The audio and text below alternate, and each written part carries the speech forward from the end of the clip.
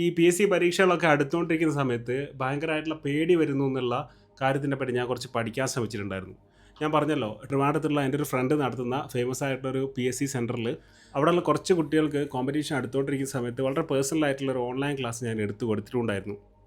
നല്ല റിസൾട്ടാണ് ആ സെൻറ്ററിൽ വന്നുകൊണ്ടിരിക്കുന്നത്. പേര് ഞാൻ പറയുന്നില്ല, എൻ്റെ ഒരു ഇൻവെസ്റ്റ്മെൻറ്റ് അവിടെ ഉണ്ട് എന്നുള്ളൊരു കാര്യം മാത്രമേ ഉള്ളൂ. അപ്പോൾ നിങ്ങൾക്ക് ഈ പേടി വരുന്നത് പരമായിട്ട് ഞാൻ മനസ്സിലാക്കിയ കാര്യങ്ങൾ എന്താണെന്ന് വെച്ചാൽ 4 പോയിന്റുകളാണ്. ആ 4 പോയിന്റുകൾ ഞാനിപ്പോൾ ഇവിടെ പറയും. നിങ്ങളുടെ ഒരു സുഹൃത്ത് പറഞ്ഞു തരുന്ന പോലെ കേട്ടാൽ മതി. അതേപോലെ എങ്ങനെ പേടി ഓവർകം ചെയ്യാമെന്നുള്ള കുറച്ച് കാര്യങ്ങൾ ഞാനിവിടെ പറയും. പരീക്ഷാ സമയത്ത് പേടി വരുന്ന ആ 4 കാരണങ്ങൾ ഞാൻ മനസ്സിലാക്കിയത് ഇതാണ്. 1, മറ്റുള്ള ആളുകളുമായിട്ടുള്ള നിങ്ങളെ പറ്റിയിട്ടുള്ള കമ്പാരിസൺ. 2, എൻ്റെ പ്രിപ്പറേഷൻ റെഡി ആയിരുന്നു എന്നുള്ള സംശയങ്ങൾ.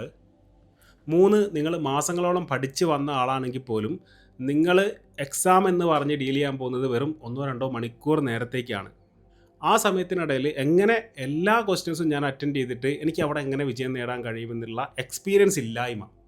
എന്ന് വെച്ചാൽ മോക്ക് ടെസ്റ്റുകൾ ചെയ്തിട്ടുള്ള കുറവ്, ഒരു മണിക്കൂറിനിടയിൽ അല്ലെങ്കിൽ 2 മണിക്കൂറിനിടയിൽ ഇതെങ്ങനെ തീർക്കാമെന്നുള്ള ഒരു സംശയം. ഓരോ എക്സാമിൻ്റെ ടൈം വ്യത്യാസപ്പെട്ടിരിക്കും കേട്ടോ. PSC UPSC ഒന്നും സെപ്പറേറ്റ് ആയിട്ട് ഞാൻ എടുത്ത് പറയുന്നില്ല. എന്ന് വെച്ചാൽ നിങ്ങൾക്ക് കിട്ടാൻ പോകുന്ന സമയത്തിനെ പറ്റി കൃത്യമായിട്ടുള്ള ഒരു ധാരണ ഇല്ലായ്മ എന്നുള്ളതാണ് 3ാമത്തെ കാരണം. 4ാമത്തെ കാരണം, എനിക്ക് ഈ പരീക്ഷയ്ക്ക് കിട്ടിയില്ലെങ്കിൽ എൻ്റെ വീട്ടുകാരെന്ത് വിചാരിക്കും, കുടുംബക്കാരെന്ത് വിചാരിക്കും, ഇവരോടൊക്കെ ഞാനെന്ത് മറുപടി പറയുമെന്നുള്ള ചെറിയ പേടികൾ. അപ്പോൾ ഈ 4 കാരണങ്ങൾ നമുക്കൊന്ന് ഡീറ്റെയിൽഡായിട്ട് മനസ്സിലാക്കാൻ നോക്കാം. നിങ്ങളെൻ്റെ കൂടെ ഒന്ന് കേട്ടിരുന്നാൽ മാത്രം മതി. കമ്പാരിസൺ നിങ്ങളിലേക്ക് എങ്ങനെയാണ് പേടിയായിട്ട് മാറുന്നതെന്നറിയോ? നിങ്ങളിപ്പോൾ ഏതെങ്കിലും ഒരു PSC സെൻറ്ററിൽ പോയിട്ടുണ്ടാവാം, അല്ലെങ്കിൽ നിങ്ങൾ വീട്ടിലിരുന്ന് പഠിക്കുന്ന ആളായിരിക്കും. നിങ്ങൾ ആരെങ്കിലുമൊക്കെ ചിലപ്പോൾ കണ്ടിട്ടുണ്ടാവാം. നിങ്ങളുടെ കൂടെ നിങ്ങളെപ്പോലെ തന്നെ വർക്ക് ചെയ്യുന്ന ചില ആളുകൾ നിങ്ങൾ കണ്ടിട്ടുണ്ടാവാം. ഇവരൊക്കെ എന്നേക്കാൾ കഴിവുള്ള ആളുകളല്ലേ, അയാൾക്ക് എന്നേക്കാൾ മാത്സ് നന്നായിട്ട് അറിയാം, അയാൾക്ക് എന്നേക്കാളും മലയാളം നന്നായിട്ട് അറിയാം. ഇങ്ങനെയൊക്കെയുള്ള ചില സംശയങ്ങൾ നിങ്ങളുടെ ഉള്ളിൽ വല്ലാതെ ഇങ്ങനെ വരാൻ തുടങ്ങും. ചിലപ്പോൾ നിങ്ങൾ ലുക്കിൻ്റെ ബേസിലടക്കം അവരെ നിങ്ങൾ കമ്പയർ ചെയ്യാൻ നോക്കും. എന്നേക്കാൾ ഹൈറ്റും വെയിറ്റും ഉണ്ട്, അവനൊക്കെയാണ് ഒരു ഗവൺമെൻറ് ജോലി പറഞ്ഞിട്ടുള്ളത്, അല്ലെങ്കിൽ അവളൊക്കെ ആ സ്യൂട്ട് അത് കറക്റ്റാണ്, എനിക്കതിനുള്ള ഒരു ഇതില്ല, അവന് ഇങ്ങനൊരു സ്കൂളിൽ പഠിച്ച ബാക്ക്ഗ്രൗണ്ട് ഉണ്ട്, അവൻ്റെ ഡിഗ്രി PG ഒക്കെ വളരെ ഹൈ ലെവലായിരുന്നു. ഇങ്ങനെയുള്ള ചില കമ്പാരിസൺ നിങ്ങളുടെ ഉള്ളിൽ നിരന്തരം നടന്നുകൊണ്ടിരിക്കുമ്പോൾ ഇതേപോലെ തന്നെ ഞാൻ കോമ്പറ്റീറ്റ് ചെയ്യാൻ പോകുന്ന ആളുകളൊക്കെ വലിയ വലിയ ആളുകളായിരിക്കുമോ എന്നുള്ള രീതിയിൽ നിങ്ങൾ തരം താഴ്ത്തി കാണാൻ തുടങ്ങുമ്പോൾ അത് നിങ്ങളുടെ ബ്രെയിൻ ഏറ്റെടുക്കാൻ പോകുന്നത് പരീക്ഷയോടുള്ള ഒരു പേടിയായിട്ടാണ്. അപ്പോൾ 1ാമത്തെ പോയിന്റ്, നിങ്ങൾ പഠിച്ച് ജയിക്കണം എന്ന് വിചാരിച്ച് ഇറങ്ങിക്കഴിഞ്ഞാൽ ഈ കമ്പാരിസൺ നിങ്ങൾ നിർത്തണം എന്നുള്ളതാണ്.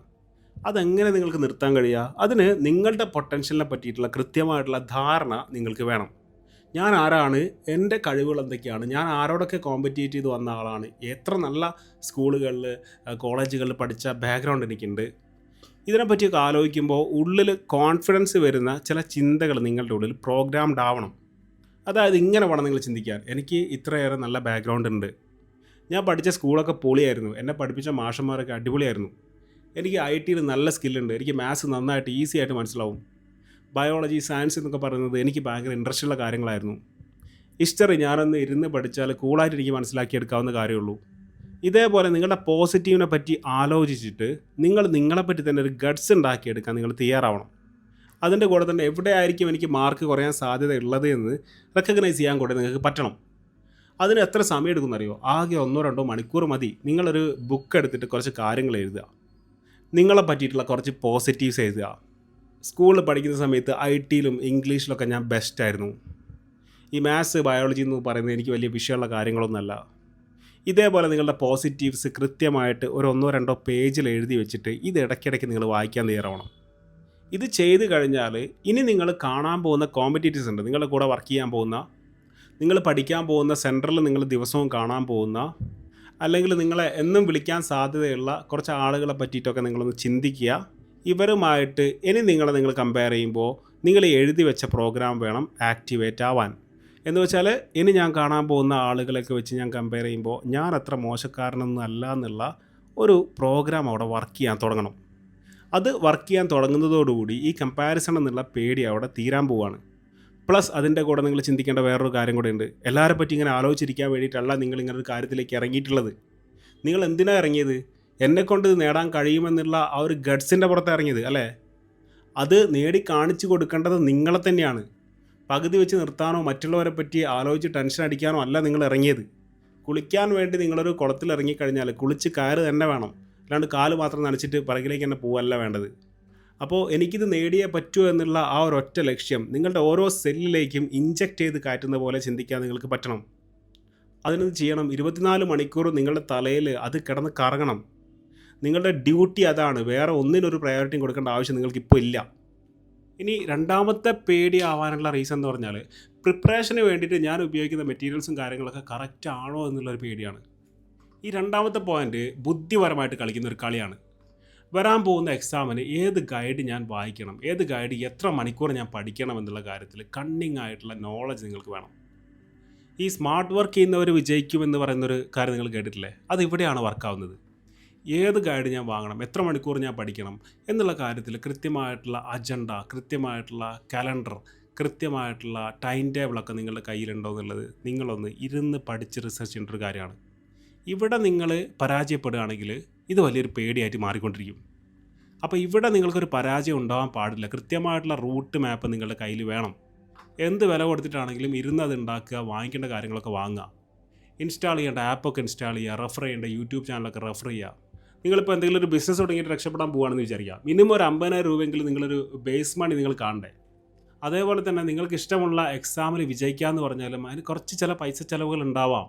അത് കണ്ടെത്താനും കൂടി നിങ്ങൾക്ക് സാധിക്കണം. അതിനുള്ള സൊല്യൂഷൻ നിങ്ങളുടെ കയ്യിൽ വേണം. അത് വെച്ചിട്ട് ആ പൈസ വെച്ചിട്ട് വാങ്ങിക്കണതൊക്കെ നിങ്ങൾ വാങ്ങിക്കണം. ഓക്കെ, ഇനിയിപ്പോൾ ഇതൊക്കെ ഉണ്ടായാലും നിങ്ങൾ പ്രിപ്പറേഷന് വേണ്ടിയിട്ട് കറക്റ്റായിട്ട് ടൈം മാറ്റി വെച്ചിട്ട് ദിവസവും ഒരു 5 മണിക്കൂറെങ്കിലും ചിലവാക്കുന്നില്ലെങ്കിൽ അവിടെ നിങ്ങൾക്ക് ഒരു പേടിയായിട്ട് മാറാനുള്ള റീസണായിട്ട് മാറും.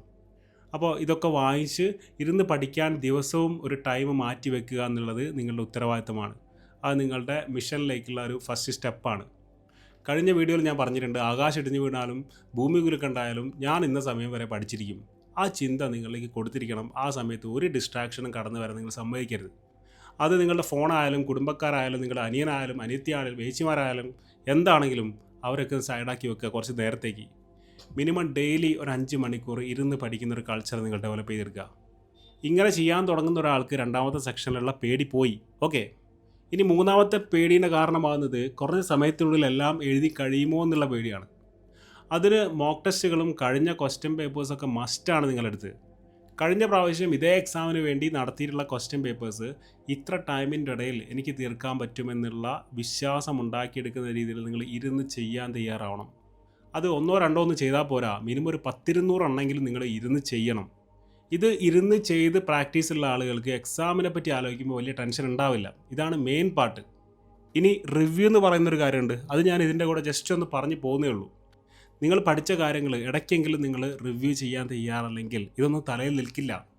അപ്പോൾ നിങ്ങൾ പഠിച്ച കാര്യത്തിൻ്റെ മുകളിൽ റിവ്യൂ ചെയ്യുന്ന കാര്യത്തിൻ്റെ മുകളിലും വളരെ കുറഞ്ഞ സമയത്തിനിടയിൽ ഇത്രയും ക്വസ്റ്റ്യൻസ് എഴുതി തീർക്കാനുള്ള കഴിവ് എനിക്കുണ്ടോ, പൊട്ടൻഷ്യൽ എനിക്കുണ്ടോ എന്നുള്ള കാര്യങ്ങൾ ചെക്ക് ചെയ്യുന്ന ആളുകളുടെ കേസിലും പേടി അവരുടെ അടുത്തേക്ക് വരില്ല. അപ്പോൾ നിങ്ങളുടെ അടുത്തേക്ക് പേടി വരുന്നുണ്ടെങ്കിൽ അതിന് കാരണമാവുന്ന 3 റീസൺസാണ് ഞാനിവിടെ പറഞ്ഞിട്ടുള്ളത്. നാലാമത്തെ ഒരു പ്രധാനപ്പെട്ട റീസൺ കൂടെ ഉണ്ട്. അതാണ് വീട്ടുകാരെന്ത് പറയും, നാട്ടുകാരെന്ത് പറയും എന്നുള്ള പേടി.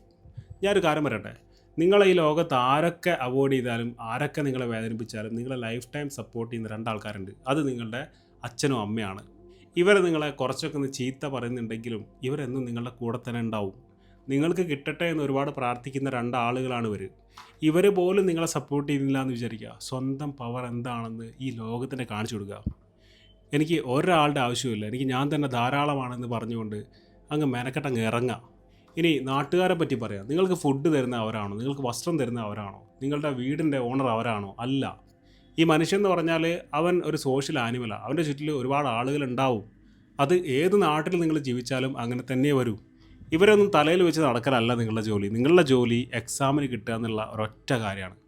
അവരെന്താണെന്ന് വെച്ചാൽ പറയട്ടെ. ഇനിയിപ്പോൾ അവർ ആരെങ്കിലും എന്തെങ്കിലുമൊക്കെ ചോദിക്കുകയാണെങ്കിൽ അതിനൊക്കെ ഒരു ക്യാൻസൽ എന്ന് ഉള്ളിൽ ചിന്തിച്ചുകൊണ്ട് ഒരു മറുപടിയും പറയാത്ത രീതിയിൽ ഒരു ചിരിച്ച് തള്ളിക്കളയുക. അത്രേ നിങ്ങൾ ചെയ്യേണ്ട ആവശ്യമുള്ളൂ. എന്തെങ്കിലും ഫംഗ്ഷനൊക്കെ പോകുമ്പോൾ ഇങ്ങനെയുള്ള ക്വസ്റ്റ്യൻസൊക്കെ ഉണ്ടാകും. പക്ഷേ നിങ്ങൾ ഫംഗ്ഷനിൽ പോകാതിരിക്കേണ്ട ഒരാവശ്യമില്ല. ചോദിക്കുന്നവർ ചോദിക്കട്ടെ, അവരോടൊക്കെ ചിരിച്ച് തള്ളിക്കളയുക. ഇങ്ങനെയൊക്കെ പോകുന്നു, എവിടെയെങ്കിലൊക്കെ എത്തിയായിരിക്കും എന്നൊക്കെ പറഞ്ഞിട്ട് ഉള്ളിൽ പറയുക ക്യാൻസൽ. ഇതൊന്നും എന്നെ ബാധിക്കുന്ന കാര്യങ്ങളല്ല. ഞാൻ എനിക്ക് വേണ്ടി മെനക്കെടുന്നുണ്ട്. ഞാനൊരു ദിവസം അത് നേടിയിരിക്കും. ആ ഗഡ്സ് നിങ്ങളുടെ ഉള്ളിൽ കൊടുത്തുകൊണ്ടിരിക്കുക ഓരോ മൊമെൻറ്റിലും. ഇനി ഈ പേടി ഇല്ലാതാക്കാനുള്ള കുറച്ച് സൊല്യൂഷൻസാണ് ഞാൻ പറയാൻ പോകുന്നത്. Note the point. വളരെ കുറച്ച് കാര്യങ്ങളേ ഉള്ളൂ. ഇതിലുള്ള 1-2 മരുന്നുകൾ മതി നിങ്ങളുടെ ലൈഫ് രക്ഷപ്പെട്ടു പോകാൻ. ഒന്നാമത്തെ കാര്യം, നിങ്ങൾക്ക് കിട്ടുമെന്ന് പറയുന്ന ഒരാളെങ്കിലുമുള്ള ഒരു സർക്കിൾ നിങ്ങൾക്ക് ഉണ്ടായിരിക്കണം. ചിലപ്പോൾ നല്ലൊരു സുഹൃത്തായിരിക്കാം അവൻ, അല്ലെങ്കിൽ അവൾ PSCക്കൊന്നും പോകുന്ന ഒരാളായിരിക്കില്ല. അവൻ നിങ്ങളുടെ വിജയം ആഗ്രഹിക്കുന്നുണ്ടെങ്കിൽ അവൻ ഇടയ്ക്ക് വിളിച്ചുകൊണ്ടിരിക്കുക, അവനോട് നിങ്ങളുടെ പ്രശ്നങ്ങളൊക്കെ പറഞ്ഞുകൊണ്ടിരിക്കുക. അത് നല്ലൊരു കാര്യമാണ്. ഇനിയിപ്പോൾ നിങ്ങളൊരു സെൻറ്ററിൽ പഠിക്കാൻ പോകുന്നുണ്ടെങ്കിൽ അവിടെയുള്ള നിങ്ങളെ സപ്പോർട്ട് ചെയ്യുന്നു തോന്നുന്ന 1-2 ആളുകളുടെ ഒരു സർക്കിൾ നിങ്ങൾ ബിൽഡ് ചെയ്യുക. ഒരു വാട്സപ്പ് ഗ്രൂപ്പോ അങ്ങനെയൊക്കെ ആയിട്ട് അവിടെ നിങ്ങൾ വിജയിക്കുന്നതിനെ പറ്റിയിട്ടുള്ള പല കാര്യങ്ങളും ഡിസ്കസ് ചെയ്യാൻ ശ്രമിക്കുക. ഇനിയിപ്പോൾ ഇവരൊന്നും കിട്ടുന്നില്ലെങ്കിൽ അങ്ങനെയുള്ള ചില ടെലഗ്രാം ഗ്രൂപ്പുകളും അവിടെ ഒക്കെ ഉണ്ടാവും. അതൊക്കെ നോക്കി നിങ്ങൾ കണ്ടുപിടിക്കുക. അതൊക്കെ നിങ്ങളുടെ ഡ്യൂട്ടിയാണ്. ഇനി ഇത് കിട്ടാൻ വേണ്ടി നിങ്ങളെ സ്ട്രെങ്തൻ ചെയ്യാൻ വേണ്ടിയിട്ടുള്ള നിങ്ങളുടെ മൈൻഡ് പരമായിട്ടുള്ള പ്രധാനപ്പെട്ട ഒരു കാര്യമാണ് പറയാൻ പോകുന്നത്. ഈ പ്രാർത്ഥന എന്ന് പറയുന്ന കാര്യത്തിന്, നിങ്ങളുടെ ആഗ്രഹങ്ങൾ സാഫല്യമാക്കി തരുന്ന കാര്യത്തിന് വലിയൊരു റോളുണ്ട്.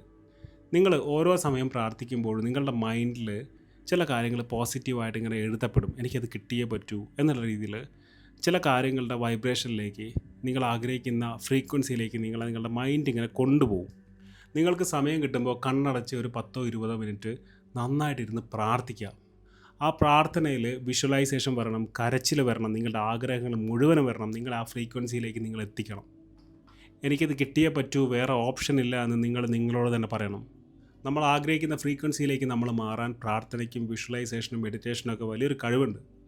മെഡിറ്റേഷൻ ഇതിൽ നിന്ന് കുറച്ച് ഡിഫറൻ്റ് ആണ്. മെഡിറ്റേഷൻ ചെയ്യുമ്പോൾ സംഭവിക്കുന്നത് വേറെ ഒന്നുമല്ല, നർച്ചറിങ് യുവർ മൈൻഡ്. എന്നോട് പണ്ട് ലഡാക്കിലുള്ള ഒരു സന്യാസി പറഞ്ഞ കാര്യമാണിത്. നമ്മൾ സോപ്പൊക്കെ തേച്ച് ഡെയിലി കുളിക്കൂലേ, അതെന്തിനാണ് ചെയ്യുന്നത്? നമ്മുടെ ശരീരത്തിലുള്ള ഇമ്പ്യൂരിറ്റീസൊക്കെ പോകാൻ വേണ്ടിയിട്ടല്ലേ. എന്നാൽ നിങ്ങളുടെ മനസ്സിലുള്ള ഇമ്പ്യൂരിറ്റീസ് പോകാൻ വേണ്ടി നിങ്ങൾ എന്തെങ്കിലും ചെയ്യുന്നുണ്ടോ? അതിനാണ് മെഡിറ്റേഷൻ. മെഡിറ്റേഷൻ ചെയ്യുമ്പോൾ വേറെ ഒന്നും സംഭവിക്കുന്നില്ല. കുറച്ച് നേരത്തേക്ക് നിങ്ങളുടെ മൈൻഡ് ഒന്ന് ബ്ലാങ്ക് ആവും. ഒരുപാട് തോട്ട്സൊക്കെ വന്ന് ഇടികൂടുന്നതൊക്കെ ഒന്ന് കുറഞ്ഞിട്ട് നിങ്ങളൊന്ന് നോർമലാവും. അതൊന്ന് ഇടയ്ക്ക് നിങ്ങൾ ചെയ്യാൻ നോക്കുക. അതുകൊണ്ടുള്ള ഉപകാരം എന്താണെന്ന് പറഞ്ഞാൽ നിങ്ങളുടെ ടെൻഷനൊക്കെ ഒരുപാട് കുറയും. നിങ്ങളുടെ തീരുമാനങ്ങളിൽ കൂടുതൽ ക്ലാരിറ്റി നിങ്ങൾക്ക് വന്നുകൊണ്ടിരിക്കും. എനിക്ക് കിട്ടുമോ എന്നുള്ള പേടിയൊക്കെ ഒരുപാട് കുറയാനുള്ള റീസണാണ് മെഡിറ്റേഷൻ. ലാസ്റ്റ് 2 കാര്യങ്ങൾ കൂടെ എനിക്ക് പറയാറുണ്ട്. അഫർമേഷനെ പറ്റിയിട്ടും റൂമിൽ പലതും എഴുതി വെക്കുന്ന ചിത്രങ്ങൾ വെക്കുന്ന കാര്യങ്ങളെ പറ്റിയിട്ടുമാണ്. എന്നും രാവിലെ എഴുന്നേറ്റ ഉടനെ ഒരു 5 മിനിറ്റെങ്കിലും നിങ്ങളുടെ മനസ്സിൽ പറയുക, നിങ്ങളുടെ വാഗൊണ്ട് പറയുക, ആരും കേൾക്കാത്ത രീതിയിൽ പറയുക, എനിക്ക് എന്തായാലും ഇങ്ങനൊരു എക്സാമിന് കിട്ടിയേ പറ്റൂ, അതിനുവേണ്ടി ഞാൻ നന്നായിട്ട് ഹാർഡ് വർക്ക് ചെയ്യുന്നുണ്ട്, എനിക്ക് കിട്ടിയേ പറ്റൂ, എനിക്ക് വേറെ ഓപ്ഷനില്ല, ഞാൻ ആഗ്രഹിക്കുന്ന ആ പദവി എന്നിലേക്ക് വന്നുകൊണ്ടിരിക്കുന്നു, എനിക്ക് എന്തായാലും അത് കിട്ടും, ഞാൻ അതിനു വേണ്ടി മരിച്ച് പണിയെടുത്തുകൊണ്ടിരിക്കുന്നുണ്ട്, എനിക്കത് കിട്ടിയേ പറ്റൂ എന്നുള്ള രീതിയിൽ അഫർമേഷൻ നിങ്ങളിലേക്ക് കൊടുത്തുകൊണ്ടിരിക്കുക. എന്നിലേക്ക് ഞാൻ ആഗ്രഹിച്ച ആ പൊസിഷൻ വന്നുകൊണ്ടിരിക്കുന്നു എന്നുള്ള രീതിയിലുള്ള വാക്കുകൾ വേണം നിങ്ങൾ കൊടുക്കാൻ. അതിപ്പോൾ പ്രസൻറ്റ് ടെൻസിലായി പോയാലും പ്രശ്നങ്ങളൊന്നുമില്ല. അഫർമേഷൻ എന്ന് പറഞ്ഞാൽ സിംപ്ലി ദൃഢപ്രതിജ്ഞ വാചകങ്ങളാണ്. എനിക്ക് പലതും നേടിയെടുക്കാൻ വേണ്ടിയിട്ട് ഞാൻ എന്നിലേക്ക് എന്നിലേക്ക് കൊടുക്കുന്ന കുറച്ച് വിത്തുകൾ മാത്രമാണ് അഫർമേഷൻസ്. ഓക്കെ, ലാസ്റ്റ് പോയിൻ്റ്, നിങ്ങൾ പഠിക്കുന്ന സ്ഥലം വളരെ നീറ്റായിട്ട് കീപ്പ് ചെയ്യുക. അവിടെ നിങ്ങളുടെ മുന്നിലേക്ക് നോക്കിക്കഴിഞ്ഞാൽ നിങ്ങളുടെ ടാർഗറ്റുകൾ കാണാൻ പറ്റുന്ന രീതിയിൽ ചില കാര്യങ്ങൾ എഴുതി വെച്ചിട്ടുണ്ടാവണം.